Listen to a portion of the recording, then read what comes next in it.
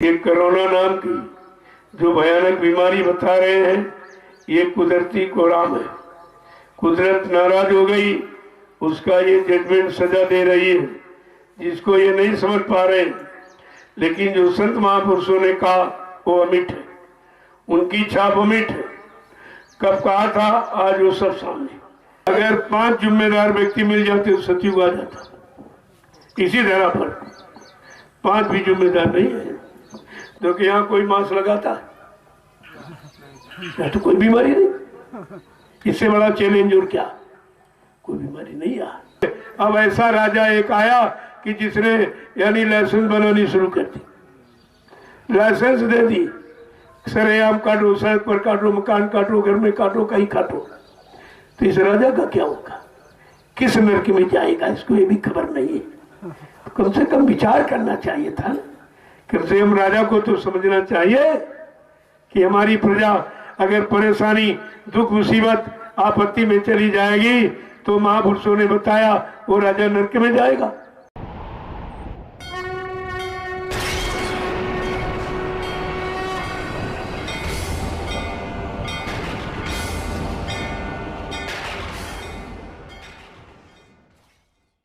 एक बार समृद्धदाता दयालु बाबा जयगुरुदेव जी महाराज ने ये एक आवाज दी थी, कहा एक दिन ऐसा समय आएगा इस मृत्यु लोक मंडल में कि सबकी दाढ़ी में आग लगेगी। कौन किसकी बुझाएगा, सबको अपनी बनी पड़ी होगी। अब इस समय आपके सामने एक कोरोना नाम की जो भयानक बीमारी बता रहे हैं, ये कुदरती कोराम है। कुदरत नाराज हो गई, उसका ये जजमेंट सजा दे रही है, जिसको ये नहीं समझ पा रहे। लेकिन जो संत महापुरुषों ने कहा वो अमिट है, उनकी छाप अमिट है। कब कहा था, आज वो सब सामने। 6 दिसंबर सन 1976 में इशारा किया गया था और कोरोना शब्द की व्याख्या की गई। इसलिए कोरोना ना आवे तो क्या क्या न करो, ये सब करना बंद कर दो। गंदा खान पान करना बंद करो, बुद्धि नाशक नशा शराब पीना बंद करो। जब बुद्धि पागल हो जाएगी, माँ बहन बेटी बहू की पहचान खत्म हो जाएगी, फिर कितना बड़ा जघन्य अपराध पाप कर डालेगा, कोई उसकी सीमा नहीं है। कहा ये सब बंद कर दो, झूठ बोलना बंद करो, धोखाधड़ी ये सब बंद करो, दूसरा का अपमान, निंदा, चुगली, बुराई, क्रिटिसाइज करना बंद कर दो। कहा अगर तुम बंद नहीं करोगे, एक दिन तुम्हारा मुंह बंद कर दिया जाएगा। आज सब आपके सामने। जब तुमने नहीं बंद किया तो एक कपड़े का एक बंधन लगा दिया, कहा इसको लगाओ मुंह पर। फिर भी हम नहीं समझ पा रहे, अरे बीमारी मुंह से आती है कि गंदे खान पान? हाँ, इसलिए कि मुंह से गंदा खान पान करते हो, इसलिए मुंह को बंद कर लो। न गंदा खान पान करो, न गंदे कर्म करो, तो कोई बीमारी नहीं आएगी। अब किस लिए क्या कराया जा रहा और ये उसको समझ क्या है। क्या मुंह बंद करने से बीमारी चली जाएगी? मुंह से जो गंदा खान पान करते उसको बंद करो, मुंह से जो गंदे यानी अश्लील शब्दों का प्रयोग करते वो बंद करो, दूसरे की निंदा, आलोचना, बुराई, क्रिटिसाइज करते उसको बंद करो। ये है मुंह बंद करने का मतलब। उसको भी नहीं समझ पाए, यानी बंधन भी लगाया गया तब भी नहीं समझ पा रहे आखिरकार मुंह पे लगाम क्यों लगाई गई, ये कपड़ा क्यों बनवाया जा रहा, इसका मतलब क्या है। तो ये तो कोई बताता तो है नहीं, केवल कह दिया तुमने बांध दिया। लेकिन पूछ रहे थे भाई हम क्यों बांधे। अगर मुंह से गंदा खान पान न करें, गंदे शब्द का प्रयोग न करें, किसी की निंदा, आलोचना, बुराई न करें, तो फिर बांधने की जरूरत क्या। अरे ये बंधन अंदर से स्वीकार करो, बाहर ये कपड़े लत्ते वाला बंधन काम नहीं करेगा। वो तो अंदर से आपको ये संकल्प लेना होगा। जब कुछ नहीं बचा तुम इस दरबार में आए हो, कुछ नहीं बचा, सब खराब कर दिया, खर्च कर दिया, बर्बाद कर दिया, तब आप इस दरबार में आए हो। और उसमें भी जल्दी करो, जल्दी से हो जाए, जल्दी से। यहाँ जो भी आता हो कहता जादू कर दो, जल्दी चला जाओ। जादू तो कर दी जाए, फिर तुम लौट के कभी नहीं आओगे। कभी तो बात है, तुम लौट के कभी नहीं आओगे। इसलिए तुम्हारा दरबार से तालमेल बना रहे, आना जाना बना रहे, इस कुछ न कुछ मर्ज बीमारी रखी जाती है, उसी सारे आप आते जाते लोग। यहाँ कौन आता है जंगल में? इतने लोग आए सब परेशान हो गए। और अभी क्या, जैसे जैसे परेशानी बीमारी महामारी बढ़ती जाएगी उधर लोग घटेंगे इधर बढ़ेंगे, क्योंकि अब कहीं बचने का रास्ता नहीं रहा। सब जगह लोगों ने देखा, मंदिर में जाके, मस्जिद में जाके, गिरजाघर गुरुद्वारों में जाके, तीर्थों में, मूर्तों में, पानी में, किताबों में, सब में आपने जाके देख लिया, कहीं कुछ नहीं मिला। जो था वो भी चला गया। अब धीरे धीरे आप देखते जाइए कितनी भीड़ यहाँ होती है। लोग गिनती नहीं कर पाएंगे। लोग आश्चर्य करेंगे कि दो दूरी की बात करते हैं, यहाँ एक में एक भिड़के बैठे हुए हैं और कोई बीमारी, कोई किसी तरह की परेशानी नहीं। वो तो बीमारी आप लेके आए हो, यहाँ कोई बीमारी नहीं। अब धीरे धीरे धीरे उनकी भी ठीक हो जाएगी। जब धीरे धीरे ठीक की जाएगी, वो इसलिए धीरे धीरे किया जा रहा कि जितने ज्यादा दिन तुम आश्रम में टिक जाओ, रुक जाओ, तो घर में आने वाली मुसीबत से बच रहे हो। तुम्हें अभी नहीं मालूम क्यों रोका जा रहा, क्यों तुम्हें यहाँ पर रोका जा रहा। जो लोग नहीं माने गए और फिर बेचारे लौट के आ गए कि वहां तो मार पड़ रही, उधर बीमारी की मार पड़ रही है, कोई बचाने वाला है नहीं। जो साधन बताए वो भी फेल हो गए, जो जुतियां बताए सब फेल, डॉक्टर वैद्य सब फेल, दवा सब, यानी जितने साधन आपने बनाए अस्पताल सब फेल हो गए। अब इसके इस आध्यात्मिक मदरसे और ये जो शिक्षा का स्थान है, इसके सिवा बचने का कहीं रास्ता नहीं। दुनिया में कहीं चले जाओ, ये बचाने की ताकत इस नैमिषारण्य तपोभूमि में है, क्योंकि 88,000 ऋषियों की मेहनत है। यहाँ 88,000 ऋषियों ने तपस्या करके इस भूमि को गौरववान बनाया है, पावन पवित्र बनाया है। कहा इसका लाभ किसको मिलेगा? जब किसी संत के साधक इस स्थान पर आएंगे, नाम की साधना करेंगे, उनको तपोभूमि का लाभ मिलेगा। अगर और किसी को मिलना होता, कितने गांव बस गए, ये लाभ किसी को मिल रहा, कितने शहर कस्बे बस गए, लेकिन आध्यात्मिक लाभ नहीं मिला। क्योंकि वो मिलने का जो स्थान और तरीका बताया गया और जिनके लिए लिखा, जब तक वो नहीं आएंगे तब तक लाभ किसी को मिलेगा नहीं। यहाँ हजारों वर्ष से पंडा पुजारी रह रहे, किसी को आध्यात्मिक लाभ मिला? किसी की जीवात्मा जगी, परमात्मा से मिली, अपने घर पहुंची, ये काम किसी का नहीं हुआ। और लेकिन गोस्वामी जी महाराज ने यही लिखा है रामचरितमानस में, तीर्थवर नियमित विख्याता अति पुनीत साधक सुखदाता। ये विश्व प्रसिद्ध महातीर्थ है, नैमिषारण्य पावन पुनीत है। यहाँ जब किसी संत के साधक आएंगे, नाम की साधना करेंगे, उनको इस भूमि का लाभ मिलेगा, बाकी किसी को नहीं मिलेगा। वो तो साफ साफ रामचरितमानस में बयान है कि लोग धोखे में न रह जाए कि यहाँ का लाभ सबको नहीं मिलेगा, यहाँ का लाभ मिलेगा संत के साधकों को। वो घड़ी आ गई है, समय आ गया और आपके यहाँ तैयारी हो रही। तो कोई काम यहाँ पर अपनी मनमुखता में नहीं किया। मैं कुछ जानता नहीं हूँ तो करूंगा क्या? मुझे जो भी हुकुम आदेश, जो प्रेरणा होती है, मैं वही आपके सामने बताता हूँ, आपको सुनाता हूँ। मैं भी करता हूँ और आपसे भी करवाता हूँ। ऐसा नहीं कि मैं नहीं करता, मैं दोनों वक्त वचन करता हूँ, दोनों वक्त। ऐसा नहीं है जैसे घंटा से बजा फौरन के बैठ जाता हूँ।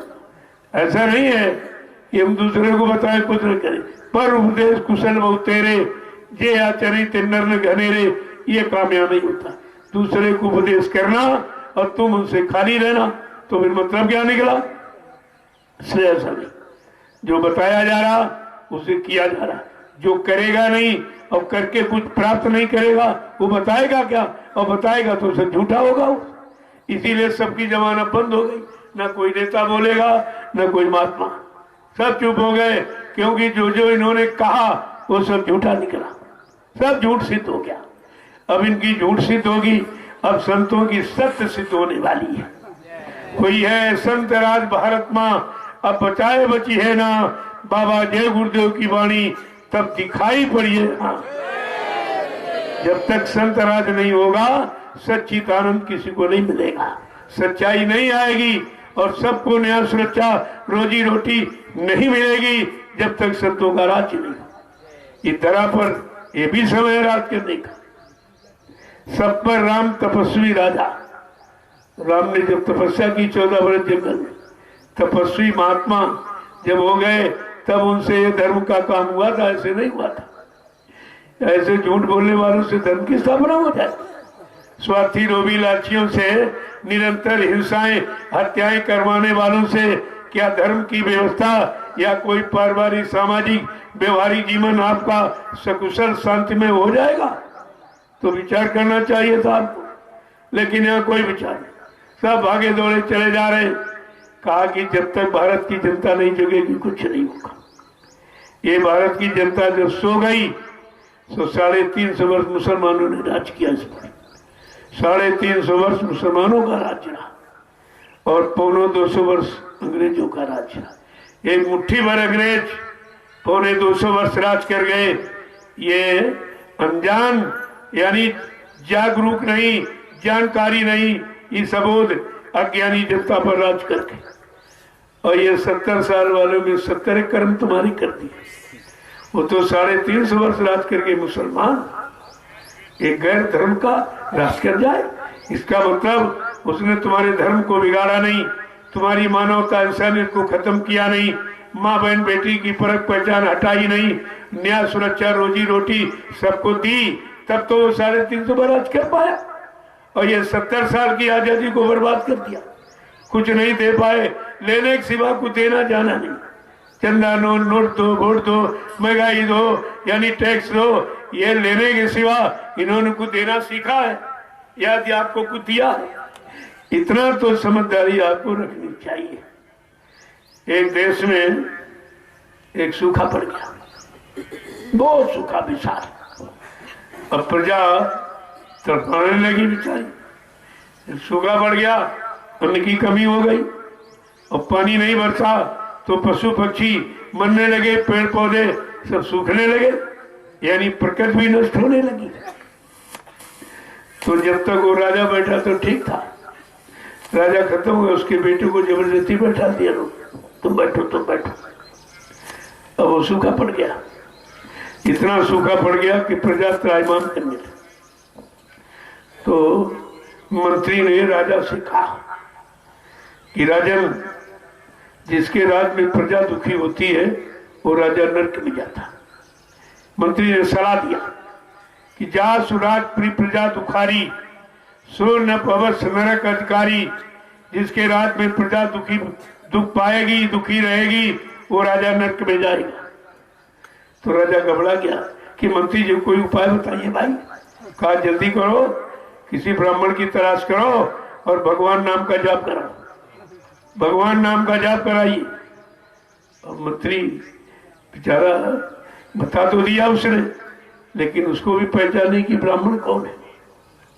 लेकिन वो किसी देखा कि चंदन लगाया था, जनेऊ पर काल बंद हो जाएंगे। अब उसको ले आए पकड़ कर। कहा राजा ने बुलाया, पहले तो घबरा गया। कहा नहीं, घबराने की बात नहीं है, तुमको भगवान नाम का जाप करना और राजा मुंह मांगा इनाम देगा तुम, चलो। अब ले गए और राजा के सामने कहा तुमको भगवान नाम का जाप करना।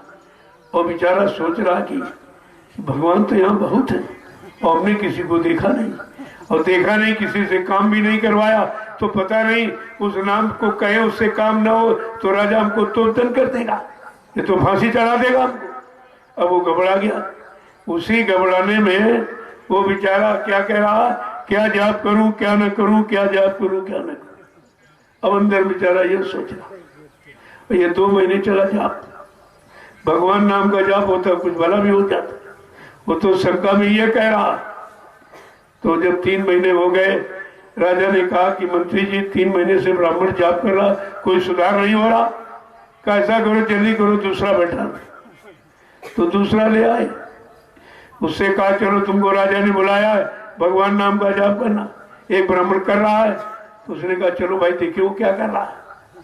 तो जब आए देखा वो कह रहा क्या जाप करूं क्या न करूं, क्या जाप करूं क्या न करूं। तो दूसरा सोच रहा ये सही होगा, इसको तो रोका नहीं जा रहा। तो वो भी कहने लगा जो ये करे सो मैं करूं, जो ये करे सो मैं करूं। अब दो दो बैठे, भगवान का नाम ही नहीं किसी ने, तो कल्याण हो तो कैसे हो। तो जब 6 महीने गुजर गए तब राजा ने कहा, मंत्री 6 महीने से दो दो ब्राह्मण जाप कर रहे और कोई सूखा मेरा हाथ नहीं मिल रही है, कोई कष्ट दूर नहीं हो रहा प्रजा का। तब मंत्री ने कहा, जल्दी करो, महाराज तीसरा ब्राह्मण बैठा। अब तीसरा ढूंढ के ले आए। उससे कहा, भाई 2 ब्राह्मण जाप कर रहे, तुम भी चलो। तो उसने कहा, चलो भाई देखे क्या करें। तो जब देख रहा कि पहला कह रहा क्या जाप करूं क्या ना करूं, दूसरा का जो ये कह रहे सो मैं करूं, तो तीसरा कुछ होशियार था, अरे कहा देखो इनमें तो भगवान का नाम ही नहीं, ये सब क्या करे। तो तीसरा कह रहा है, अरे भाई ये धांधली कब तक चलेगी, ये धांधली कब तक चलेगी, ये धांधली कब तक चलेगी। तीसरा ये कहने लगा। अब 3-3 ब्राह्मण जाप कर रहे, लेकिन भगवान नाम किसी में है ही नहीं, तो काम कैसे हो। तो राजा ने के मंत्री 3-3 ब्राह्मण, 1 वर्ष से ज्यादा हो गया, 1.5 वर्ष से ये जाप चल रहा, कोई सुधार नहीं हो रहा। तो मंत्री कहा, राजन त्रिदोष हो गया, त्रिदोष है ऐसे, जल्दी करो 4था ब्राह्मण बैठा लो, नहीं तुम्हारे राज्य का सर्वनाश हो जाएगा। तो कहा, भाई जल्दी ढूंढ के ले आओ। तो 4था ढूंढ के ले आए, उन तीनों से होशियार था, वो तीनों से होशियार था। कहा, चलो भाई देखेंगे 3 कह क्या रहे। जब वो 4था आया, उसने देखा पहला कह रहा क्या जाप करूं क्या ना करूं, दूसरा कह रहा जो ये करे सो मैं करूं, तीसरा कह रहा ये धांधली कब तक चलेगी, चौथा कह रहा अरे भाई जब तक चलेगी तब तक सही, जब तक चलेगी तब तक सही। अब ये 4 ब्राह्मण जाप कर रहे हैं और भगवान का नाम किसी कोई सुधार नहीं। जब 2.5-3 वर्ष बीत गए तो राजा ने सोचा, रे भाई चल के देखा जाए आखिरकार ये कर क्या रहे। 4 ब्राह्मण जाप कर रहे, कोई सुधार नहीं हो रहा, कोई परेशानियां दूर नहीं हो रही। तो राजा ने कहा, चलो खुद चले। अब हाथी पर बैठ कर चला। जब उनको खबर मिली 4 ब्राह्मण को कि राजा स्वयं आज इनाम देने आ रहा तुमको, तो राजा को देख के जोर से चिल्लाने लगे, क्या जाप करूं क्या न करूं, क्या जाप करूं क्या न करूं, जो ये करे सो मैं करूं, जो ये करे सो मैं करूं, ये धांधली कब तक चलेगी, ये धांधली कब तक चलेगी, जब तक चलेगी तब तक सही, जब तक चलेगी तब तक सही। राजा ने कहा, अरे बदमाशो अब तक चली लेकिन अब नहीं चलेगी, जब महाराजा आएंगे तब नहीं चलेगी, तब तक कुछ होने वाला नहीं है, कुछ भी होने वाला नहीं। कितना जोर लगा ले, पहले कह दिया जोर लगा ले अहले जमाने, कब तक जोर लगाएगा, जग में जय गुरुदेव का झंडा ये लहर लहर लहराएगा, ये सारे झंडे झुक जाएंगे हट जाएंगे, क्योंकि इन्होंने अपने मान सम्मान अपने पद और मतलब अधिकार का झंडा बनाया। जनता की सुख शांति का कोई झंडा नहीं और जनता का कोई झंडा नहीं, इसीलिए तुमको इन्होंने अपना झंडा पकड़ाया, इनके झंडे के नीचे जिंदाबाद मुर्दाबाद चिल्लाते रहे, तुम्हारा कुछ नहीं। इसलिए संत महापुरुष जो सबके हित कल्याण के लिए आते, उन्होंने राजनीति व्यवस्था को ठीक करने के लिए दूरदर्शी शब्द का गठन किया।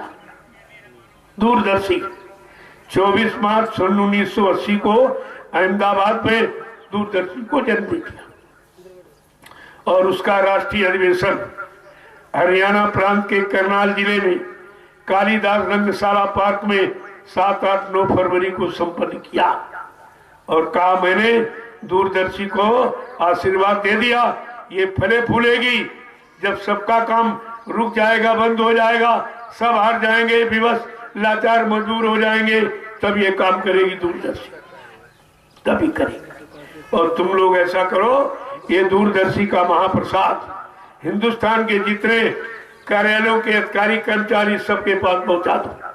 आपने प्रसाद बांटा, तुम ही भूल गए हो, अभी प्रसाद का कोई फल नहीं, व्यवस्था का कोई परिणाम नहीं, और तुम ही हट गए हो, तुम ही शंका संदेह भूल भ्रम में चले गए, तुम दूसरों का भूल भ्रम शंका कैसे दूर करोगे। फिर इसके बाद काश्तकार रोने लगा, बाबा जी के पास गया, कहे महाराज हमारी कोई नहीं सुनता। एक दिन आते हैं और मैंने इनको वोट दे दिया और चंदा नोट वोट सब दिया, महंगाई भी हमने यानी अपने ऊपर ली और टैक्सों की भरमार भी झेली, लेकिन मेरा कुछ नहीं। कोई नहीं सुनता न कोई को देता। तो बाबा जी ने कहा भाई तुम फिर क्यों सुनते हो उनकी? जब कोई तुम्हारी नहीं सुनता है, सब तुमको धोखा देते हैं, झूठ बोलते हैं, दगाबाजी करते हैं, तो एक बार तुम अपना संकल्प ले लो कि हम इनका साथ नहीं देंगे। क्यों? ये शास्त्रों में लिखा है, सुन खतबत ये समुझ प्रसन्ना, बुद्ध नहीं करे अधम कर सन्ना। का बुद्धिमान पुरुष कभी अधार्मियों का, शाकाहारी मांसाहारियों का, शराबियों का, व्यभिचारियों का, झूठ बोलने वाले, दगा करने वाले, इनका साथ कभी नहीं देते हैं। अगर रामचरितमानस पढ़ लेते तो ऐसे अधर्मियों को, ऐसे शराबी और कबाबियों को और झूठ बोलने वाले, वादा खिलाफी करने वालों को कभी आप अपना मत प्रदान नहीं करते। लेकिन तुमने उसको पढ़ा नहीं। बड़े साफ शब्दों में गोस्वामी महाराज ने लिखा, सुन खगपति समुझी प्रसन्ना और बुद्ध नहीं करे अधम कर संगा। बुद्धिमान व्यक्ति कभी अधर्मियों का साथ नहीं करते। और आपने क्या किया? इस 70 साल में आपने अधर्मियों का साथ दिया, वादा खिलाफी करने वालों का साथ, दगेबाजी करने वालों का साथ, झूठ बोलने वालों का साथ आपने दिया है। तो मिलेगा क्या? जो वो करेंगे वही मिलेगा, वही मिलेगा। ये तुम्हारे कर्मों की गंदगी बरस रही है और कुछ नहीं, उसकी ये बरसात हो रही। गंदे खान पान, गंदे कर्मों को और गंदे लोगों को जो मतदान देकर आपने बुद्धि का जो मतलब तिरस्कार किया, ये बुद्धि का परीक्षण का यंत्र ये परमात्मा ने आपको स्पेशली दिया, अच्छे बुरे की पहचान के लिए, माँ बहन की बेटी की पहचान के लिए। ये पहचान का परीक्षण यंत्र आपने उसका भी प्रयोग नहीं किया और ऐसी जगह प्रयोग किया है जिसके प्रयोग से ये बीमारी, महामारी और परेशानियां और महंगाई, गरीबी, टैक्सों की बर्बाद, ये मारकाट, हिंसा, ये सब आपको मिल रही है क्योंकि आपने सहयोग किया। इसलिए दोषी तुम भी हो, सहयोग तुमने किया, तुम्हारे सहयोग से इनका चुनाव होता है, इनको बनाया जाता। अब आपने जैसा बनाया वैसे फल पा रहे हो। धर्मी राजा धर्मी प्रजा। अगर राजा धार्मिक होगा, जथा राजा तथा प्रजा, धर्मी राजा धर्मी प्रजा। अगर राजा धार्मिक है तो निश्चित धर्म का प्रचार कराएगा और प्रजा को धार्मिकता से उत्प्रोत करेगा, तब तो ये लाभ आपको मिल सकता, अन्यथा कुछ नहीं। तो ये जब महाराजा आएंगे, कहा कि अब तक चली लेकिन अब नहीं चलेगी, तो अब तो यही हो रहा है, क्या करूं क्या न करूं। दूसरा कह रहा अगर ये एक शराब का ठेका खुला है मैं 10 खोलूंगा, एक जीव की हिंसा कराएगा मैं 100 की कराऊंगा, ये एक टैक्स लगाए मैं 1000 टैक्स लगा दूंगा, 1% महंगाई बढ़ाएगा मैं 80% बढ़ा दूंगा। यही तो कर रहा, जो ये करे सो मैं करूं, जो ये करे सो मैं करूं। तो कह रहा अरे भाई ये धांधली कब तक चलेगी? जब तक भारत की जनता नहीं जगेगी तब तक चलेगी, तब तक ये चलेगी। और तुम्हें ये जागरूक किया जा रहा, तुम्हारी समझ में नहीं आ रहा। जब तक नहीं समझोगे तब तक मारे जाओगे। मुट्ठी भर अंग्रेज, मुट्ठी भर नेता और देश प्रशासन कर रहे, और तुम क्या कर रहे? तुमको भगवान ने बुद्धि नहीं दी। तुम्हारी पढ़ाई लिखाई किस कब काम आएगी?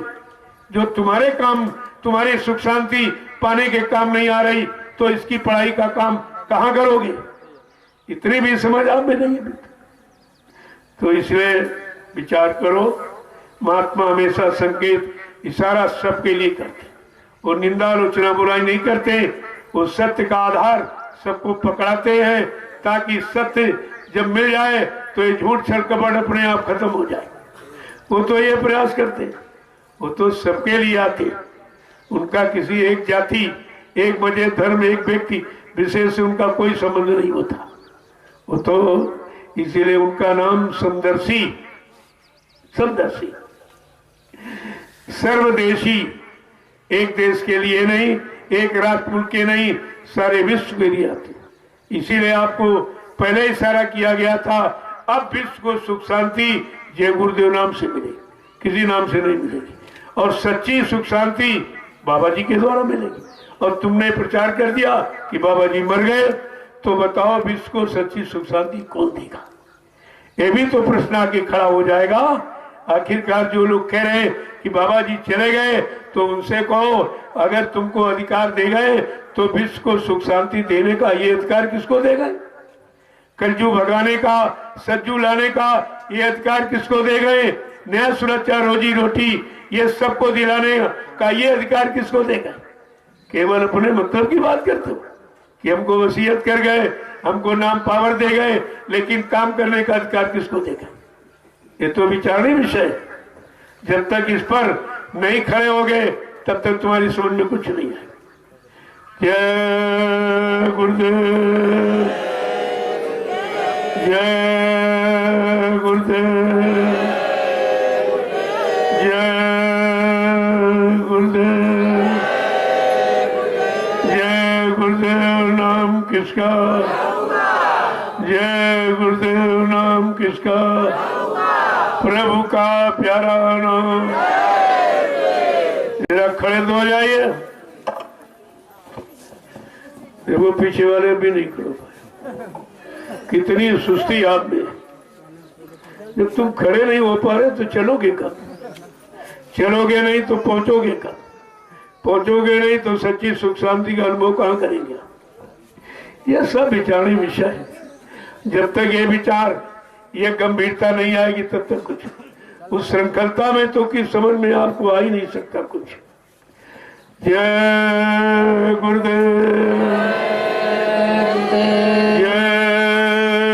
गुरुदेव, जय गुरुदेव, जय गुरुदेव नाम किसका, प्रभु का, जय गुरुदेव नाम किसका, प्रभु का, प्रभु का प्यारा नाम। जय गुरुदेव, जोर से बोले, जय गुरुदेव, सब मिल बोले, जय गुरुदेव, बोलना होगा, जय गुरुदेव, अभी से बोलो, जय गुरुदेव, दुख दर्द हरेंगे, जय गुरुदेव, सब कष्ट मिटेंगे, जय गुरुदेव, सुख शांति भी देंगे, जय गुरुदेव, सबके दाता, जय गुरुदेव, सबके मालिक, जय गुरुदेव, प्रेम से बोलो। जय गुरुदेव, ये नाम नहीं इंसान का, ये नाम है प्रभु का, ये काम नहीं इंसान का। ये काम है प्रभु का। देखो नाम अपनी सच्चाई को उजागर करना, कि जो नाम अन्य युगों वाले काम नहीं कर पाए, छोड़ गए, वो काम ये कलयुग का जय गुरुदेव जगाया कलयुग के जीवों के लिए। ये जय गुरुदेव प्रभु का नाम वो काम करेगा। ये सब काम का विषय, और काम का आधार है जमीन। बगैर जमीन के तो कोई काम होगा नहीं। लेकिन बात सहयोग की तो किसी ने नहीं थी। रामायण किया, अयोध्यावासियों ने सहयोग किया था, किया था। अरे सहयोग किया हो तो जंगल क्यों भेजते? कोई सहयोग नहीं, किसी क्षत्रिय ने सहयोग नहीं दिया। इसीलिए राम के इतिहास में किसी क्षत्रिय का नाम नहीं। नाम किसका है? कोल भील बंदरों का, जिन्होंने सहयोग किया था, उनका नाम है इतिहास में। उस बंदर की पूजा हो रही हनुमान की, लेकिन उस समय क्षत्रियों की पूजा नहीं हो रही। तो कर्म प्रधान देश है, जो कर्म करेगा। बंदर का मतलब कोई ये बंदर नहीं, बंदर वो किसी के दर के बन गए थे, किसी के हो गए और किसी की शरण को अपना लिया और उनको अपना सब कुछ मान लिया और उन्हीं के कहने पर चले। आज उसकी पूजा हो रही, उसी की पूजा हो रही। बंदर, अरे तू भी किसी के दर का बन जा। कब तक ऐसे बिना दर के घूमेगा? बिना दर के कोई कदर नहीं होती। कोई न कोई दरबार का तो चुनाव करना ही पड़ता है। तो सबका आधार है जमीन, और ये 88,000 ईस्वी। आप देख लीजिए कितना बड़ा काम हो रहा। क्षेत्रवासियों को तो खुशी होनी चाहिए कि जो कभी काम नैमी शरण की तपोभूमि पर नहीं हुआ, वो आज हो रहा। यहाँ तो अपने अपने स्वार्थ, लोभ लालच दान दक्षिणा की बात तो सबने की और कर रहे हैं आज भी, लेकिन तुमको देने की बात कोई कुछ कर रहा है? ये तो कम से कम सोचना चाहिए आपको।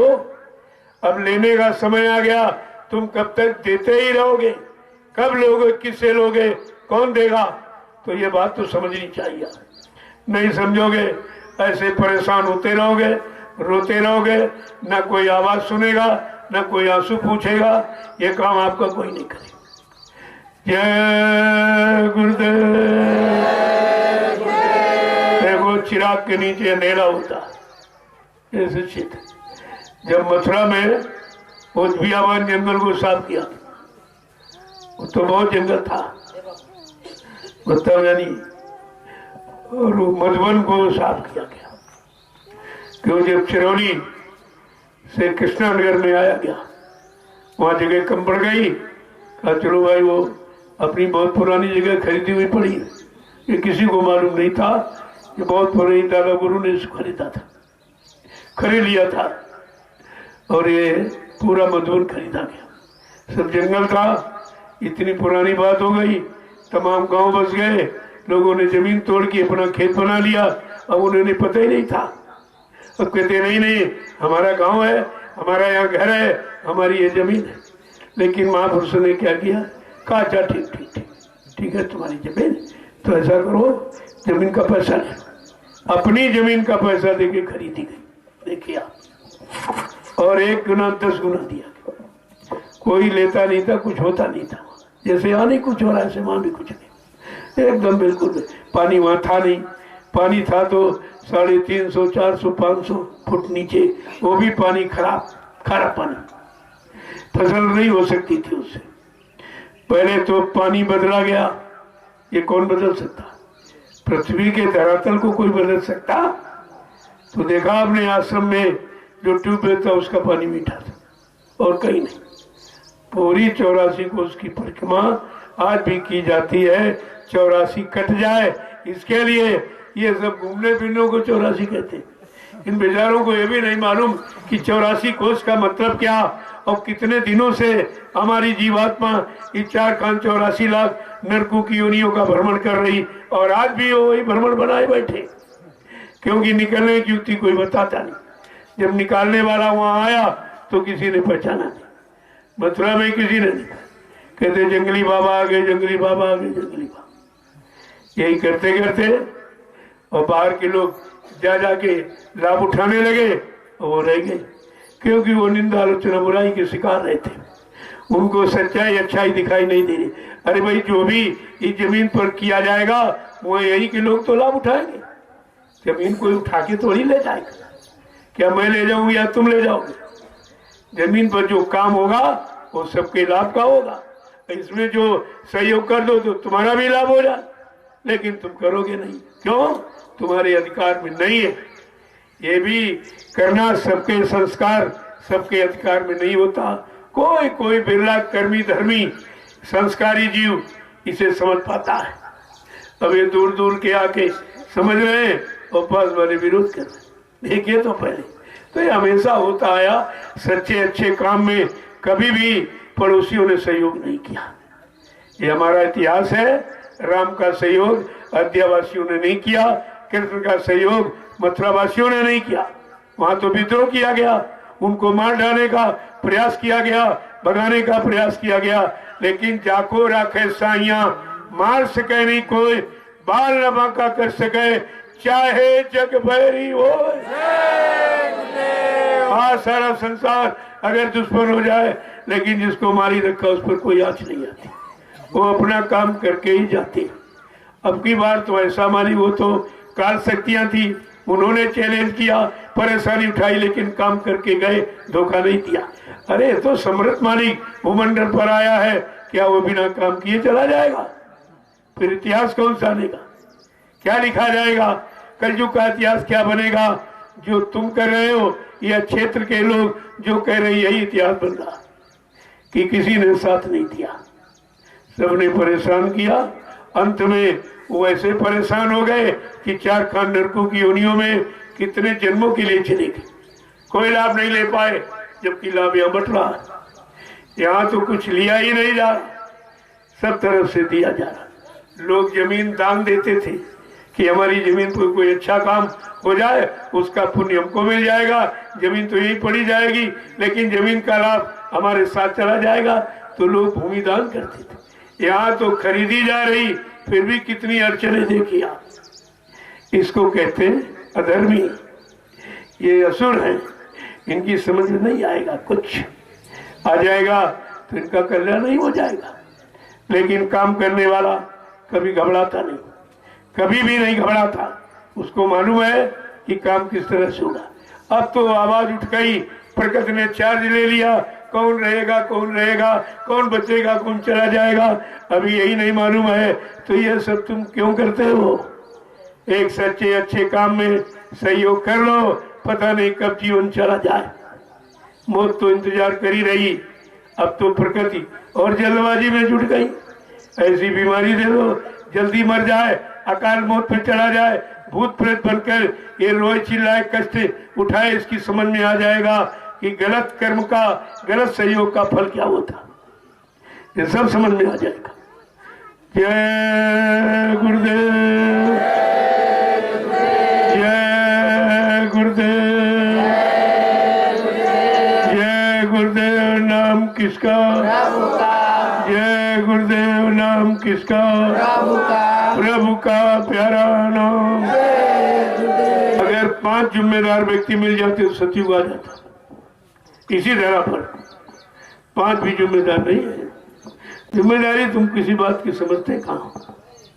वो तो जब मैं पैसा देता तो तुम काम करते हो, तुम्हारी क्या जिम्मेदारी? कोई जिम्मेदारी तो निभाते नहीं। तो फिर तुम्हारा भला होगा तो कैसे होगा? जब तुम भलाई का काम, जिम्मेदारी का काम सही तरीके से नहीं कर पा रहे हो तो तुम्हारा भला कैसे होगा? ये लगे रहने में भला नहीं होगा, सच्चाई ईमानदारी से लगे रहने में फायदा होगा। तो काम आपको करना चाहिए। लेकिन कुछ बड़ी भीड़ है, मथुरा में कितनी भीड़, एक भी नहीं निकला, एक भी। तो यहाँ कैसे भी निकल आएंगे? अरे अभी तो तैयारी की जा रही, अच्छे लोग बनाए जा रहे हैं, सत्संगी बनाए जा रहे हैं। क्यों? आगे सत्य का काम जरूरत पड़ेगी। कितने बन पाएंगे, कितने बिगड़ कर यहाँ से भी चले जाएंगे। जहाँ बनने बनाने का काम, जहाँ सब तरफ से सुरक्षा का काम, जो कि यहाँ कोई मास्क लगाता है, यहाँ तो कोई बीमारी नहीं। इससे बड़ा चैलेंज और क्या? कोई बीमारी नहीं यार। क्यों? बीमारी वाला काम नहीं। जब हम कर्म करेंगे तभी सजा पाएंगे, बिना कर्म किए सजा नहीं कोई दे सकता। जब गंदा खान पान, गंदे कर्म करेंगे तो निश्चित नहीं, अगर मानोगे तो प्रकृति सजा देगी। ये बीमारी आपने बुलाई है, ये जो गंदा खान पान किया। शाकाहारी हो जाओ भाई, बीमारी से बच जाओगे। कितनी बड़ी बात कहेगी, अगर बीमारियों से बचना है तो शाकाहारी हो जाओ। कोई खर्चा 1 पैसे का नहीं, बल्कि जो धन अनावश्यक यानी व्यर्थ के कामों में, गंदे खान पान में आप खर्च करते हो, वो तुम्हारा धन बच जाए, तुम्हारे बाल बच्चों के पढ़ाई लिखाई के काम आवे, शादी ब्याह में, घर मकान बनाने में काम आवे। महात्मा सब तरफ से तुम्हारी मदद करना चाहते हैं, लेकिन तुम उनकी बातें नहीं सुनते हो और मानते भी नहीं। तो काम कैसे होगा? काम कैसे होगा? तो काम होने की बात तो छोड़ दो, क्या हो जाए कब कोई कयाम नहीं।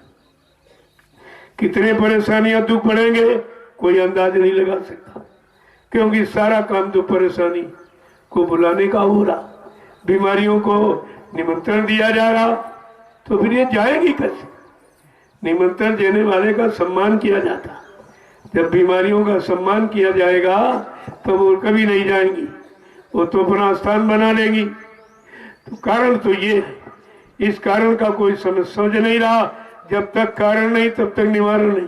कितना जोर लगा लो, कितना तुम इधर उधर की व्यवस्थाएं फैला दो, लेकिन ये प्राकृतिक प्रकोप रोकना तुम्हारे बस की बात नहीं है। ये कोई महात्मा ही रोकेगा। उन महान आत्माओं का संबंध सीधे प्रकृति से होता है। वो प्रकृति को मनाना जानते हैं, इसीलिए पहले ही कहा 18 वर्ष आपसे प्रचार करवाया गया। साकार कहा कुदरत नाराज है, मैंने प्रार्थना किया कि नहीं मैं थोड़ा रुक जाओ, अभी कोई ऐसा काम मत करना। मैं अपने प्रेमियों को सारे देश में साकार का प्रचार करने के लिए भेजे देता हूँ। जब मेरे साकार के प्रचार को दुनिया के लोग न सुने, न माने, न अपनाए, जो तुम्हारी इच्छा है वो करना। और जब प्रचार हुआ तो और ज्यादा खाना शुरू किया, और हिंसाएं पहले चोरी लुक छिप के काट पीट करते थे, अब ऐसा राजा एक आया कि जिसने यानी लाइसेंस बनानी शुरू कर दी, लाइसेंस दे दी, सरेआम काटो, सड़क पर काटो, मकान काटो, घर में काटो, कहीं काटो। तो इस राजा का क्या होगा, किस नरक में जाएगा, इसको ये भी खबर नहीं है। कम से कम विचार करना चाहिए था, कम से कम राजा को तो समझना चाहिए कि हमारी प्रजा अगर परेशानी, दुख, मुसीबत, आपत्ति में चली जाएगी तो महापुरुषों ने बताया वो राजा नरक में जाएगा। क्या इस सूत्र को नहीं पढ़ा? क्या रामचरितमानस की पंक्तियों को नहीं पढ़ा लोगों ने? फिर तुम श्री राम का नाम लेकर क्यों झूठा प्रचार करते हो, क्यों उनको बदनाम करते हो, कलंकित करते हो? श्री राम कहने से काम नहीं, श्री राम ने क्या किया, जब तुम वो भी करोगे तो तुम्हारा भी काम हो जाएगा। जय गुरुदेव,